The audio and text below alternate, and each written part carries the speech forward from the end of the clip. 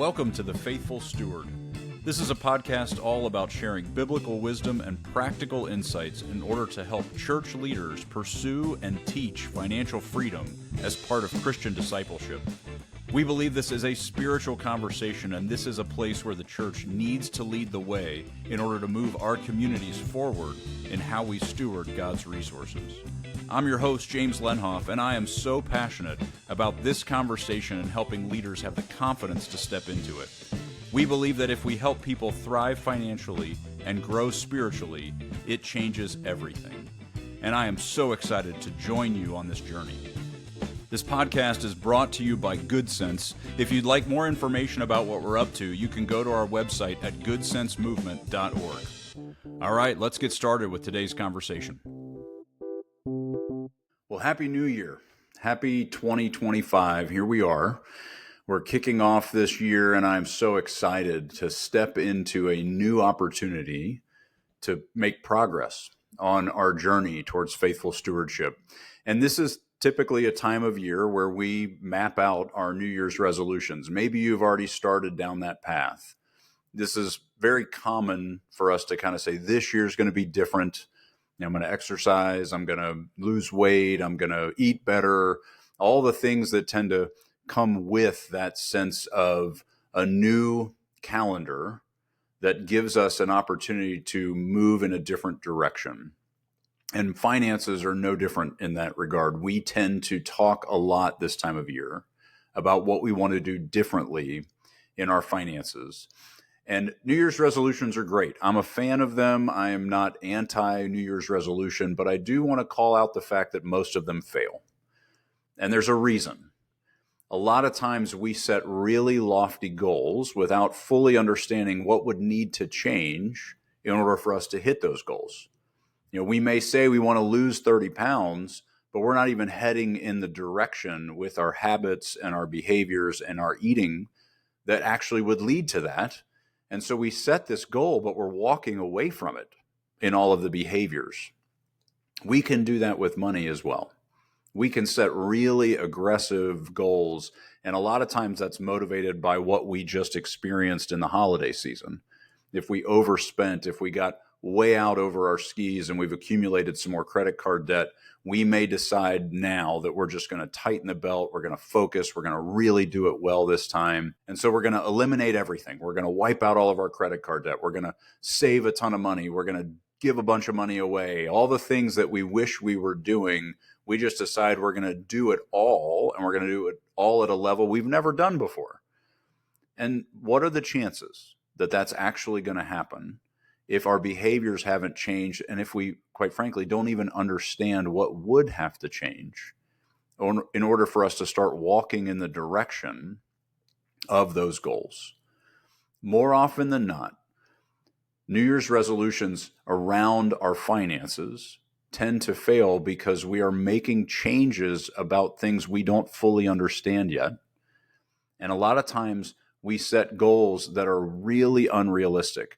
And if you listen to the last podcast, you may have done some work to review how you did in 2024. What did it look like? How was your stewardship journey? And where did you grow and where did you backslide a little bit? And if you've done that work, you might be better prepared to set more realistic, achievable goals in 25. If you haven't done that work, I would encourage you to go back and listen to that podcast and engage in that review, because we don't want to start changing things without fully knowing what would actually benefit us. I see people a lot of times set really lofty goals of wiping out all their credit card debt or saving, 10, 15, 20% of their income. And there are such huge rocks in their spending that need to be changed in drastic ways.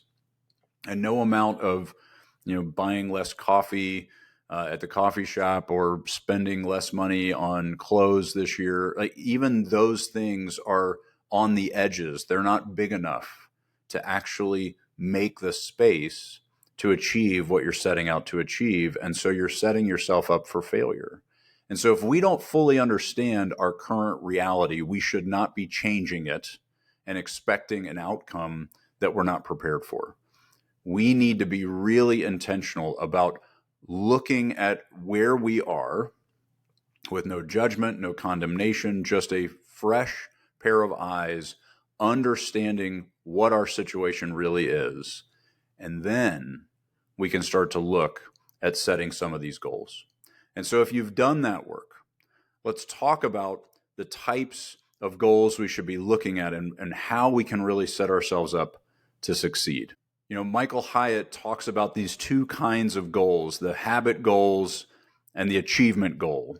And, I like to think of them in terms of directional goals and destinational goals. That's the way that I've kind of, put words to this idea. The destination goal is what we're trying to get to. It's where we want to go, where we want to end up. The directional goal is the behaviors and the habits that will actually move us towards that destination. And many, many times we will set that destinational goal, but we don't actually fully understand the habits or the direction that we need to go in order to move towards that. And then we wonder why we never get there.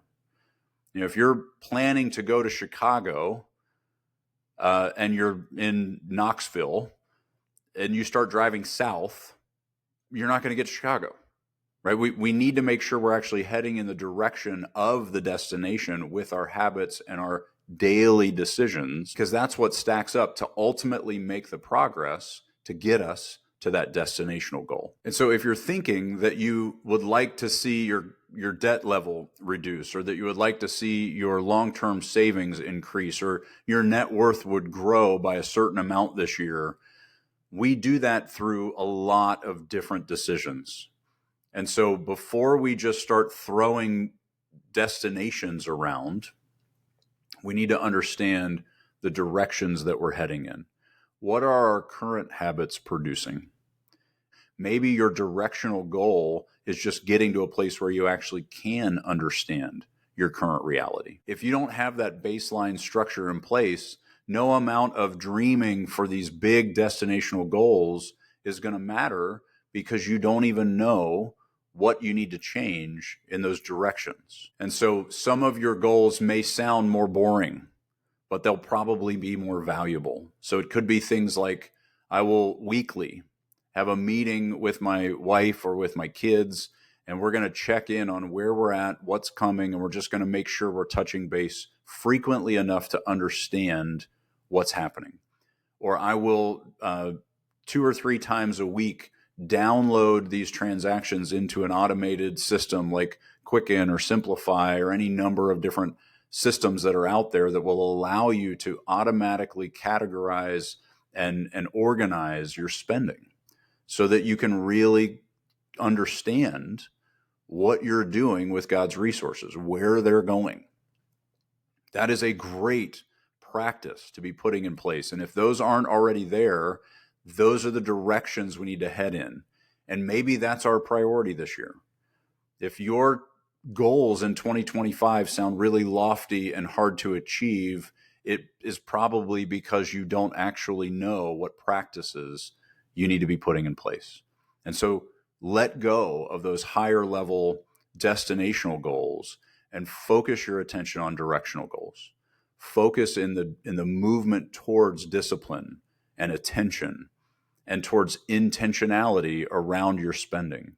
Those are always directions that lead to more faithful stewardship. That's the beauty of this stuff. When we set really lofty destinational goals, we can still be unfaithful in our stewardship because we don't even know how to get there. But if we focus our attention on those habit goals, we will always be moving further and further towards faithful stewardship, even if we're not hitting those higher level destinations. What we want is to build into our day-to-day, week-to-week rhythms this intentionality and attention to detail that brings us awareness that we haven't had before, so that we can start to redirect, start to move in different ways, make different decisions, because we understand how those decisions will benefit our faithful stewardship, how they will move our family forward, how they will unlock for us opportunities to be generous. And so That is always our starting point. Get those fundamental practices in place. And so we need to start building some expectations of ourselves that this is how we're going to approach this calendar year. And that is moving us in the direction that will end at destinations that look like reducing our credit card debt, saving more in our long-term savings, building our net worth over time. All of those destinations become accessible to us when we put these foundational directional goals in place. If you are already in a place where some of that basic foundational work is done, you're actually tracking things, you understand your reality really well, and now you're most interested in starting to really show yourself that you're making progress, then what I would encourage you to consider is setting longer term, 2025 kind of goals. Think about where you want to be at the end of the year. But then more importantly, break that into seasonal targets. It is really helpful when our destinational goals aren't so far away that it's easy for us to lose sight of them. And so if your goal, for example, is to pay down $4,000 in credit card debt over the course of this year, well, then that means that by the end of March, you should have paid it down by $1,000, right? Start to break those higher level goals into smaller seasonal chunks that become what you're looking at when you do your seasonal reviews. So when you're doing that first quarter check-in and you're looking at what's happened in the first 3 months of the year, you have something to benchmark yourself to for that season rather than just this long-range year-end goal. Be specific. We want to set real, tangible targets. This is not just, I want my net worth to go up. How? How much? In what ways? What are you hoping to accomplish? Is it mostly around debt reduction? Is it mostly around savings? Is it a percentage of your income that you're hoping to save? Is it a dollar value that you're hoping to build toward? Is it a giving goal that you've set aside? You want to at least get to the tithe, that 10% benchmark, or maybe you want to challenge yourself to push past that. Put numbers to it and then break it down into quarterly chunks that make it much more achievable, much more measurable throughout the year, and they give you a sense of progress and achievement as we go through the calendar. They also give you a sense of whether you're falling behind sooner. One of the problems that I see is if we set an end of year goal and then we don't look at it again until the end of the year, we have not checked in often enough to do any kind of trajectory check. Are we on track? Are we falling behind? What does that mean? If we've only set this year-end goal, we can have a really difficult time knowing where we are in that process because we're not really paying attention to it until we get to that end of year review. If we have these really detailed, specific seasonal targets, we can start to really make progress and show ourselves that we're making progress, which reinforces that progress. When our brain has evidence that we're doing well, it wants to keep going. But if we're not even looking at it, then it just assumes we're failing a lot of times. It kind of falls into your default mode. If you judge yourself or you have a lot of self-loathing in this area, you'll just assume you're screwing it up. If we give ourselves evidence and we show ourselves that we are actually achieving things along the way, it's a much more virtuous cycle. It's a reinforcing cycle that perpetuates that momentum. One of the other things that it does is it gives us an opportunity to correct. So if you set a quarterly target that's a chunk of that year-end goal, if you check in March and you're not there, what does that mean? How much more do you need to change things in order to still be on track to get to that end of year goal? And so it is really, really helpful to give ourselves checkpoints throughout the year that show us that we are on the path that leads to that destinational goal that we've set for the full calendar year. I would encourage you also in this process to give yourself grace to be fluid, to adjust. If you have a large bonus that comes in and you're able to hit some of these goals sooner, you're able to give more aggressively, you're able to pay down debt more aggressively, don't stop there just because you were able to speed up the progress. How much further can you go? Change the goal, move the goalposts. The same is true in the other direction. If you're thrown a curveball, you get laid off, or you have to take a demotion or you have some really big unexpected expense that hits, recognize that that will have an impact on your ability to hit the goal and give yourself permission to move those goalposts as necessary. But we don't want to move them just because we've been out of discipline. We don't want to say, well, because I overspent and I've been self-indulgent, I'll just go ahead and move that target from paying down our debt by $4,000 to $1,000 by the end of the year. That is not faithful stewardship. But be realistic when something unforeseen comes along and does impact your ability to hit the goal, whether that impacts it in a positive way and speeds it up, or it impacts it in a negative way and makes it unreachable. Those are things we need to adjust for, because otherwise we will find ourselves either being lazy and giving ourselves permission to be more self-indulgent because we hit the goal early, or we'll find ourselves in despair and hopelessness because we still hold on to this thing that's not achievable, and it becomes evidence that we're a failure. And so give yourself the flexibility as a family to be in consistent communication about this throughout the year. These don't need to be hard, fast, unchanging targets. We do need things to be aiming at, but those things do have the ability to flex based on the reality we end up living in the coming year. One other piece that I want to share with you as you're setting out these goals is the recognition that this is the time to start to set intentionality. This is where we can look at how we did last year and turn to this year and decide ahead of time what our lifestyle cap is. This is a great time to establish all of those limits and say this far, no further. This is contentment. This is enough. We don't need more than this.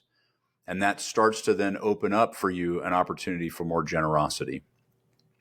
Start to draw those lines. Be intentional about your spending plan. Decide ahead of time what you will spend each month in these categories, and then go spend that money with confidence and a sense of freedom. But don't spend recklessly and unintentionally. Be thoughtful in how you're using the Master's resources. If we start the year with limits in place and an understanding of a vision of what contentment in our life looks like and the progress we want to make towards our goals, and we then walk into each month with the thoughtful spending plan of what we will choose before we're faced with too many options, before our emotions get the best of us and we spend, whether that's because we're bored or because we want to medicate an emotion that we don't want to feel. If we have a lot of intentionality in mapping this out now, the discipline to say no to things that we've decided ahead of time we don't need is so much easier than talking ourselves out of that compulsive spending in the moment. We need to do that work now when we don't feel drawn to that emotional spending, so that we have a counterbalance to the pull of all the marketing messages and the things that are telling us we'd be happier if we had more stuff. And so I encourage you, use this energy that you have as you turn to this year to your advantage. Think through how you're approaching your spending, how you're thinking about ownership versus stewardship, recognizing this is a time where all of that stuff needs to be reconsidered, and you can start to set intentional, thoughtful goals and then understand what direction you need to move in order to get to those destinations. I wish you nothing but the best in your faithful stewardship journey this year, and I look forward to walking alongside you as we navigate all of the complexities and the confusion and the fear and the emotion connected to how we honor God with His resources that He has given us to manage for His kingdom.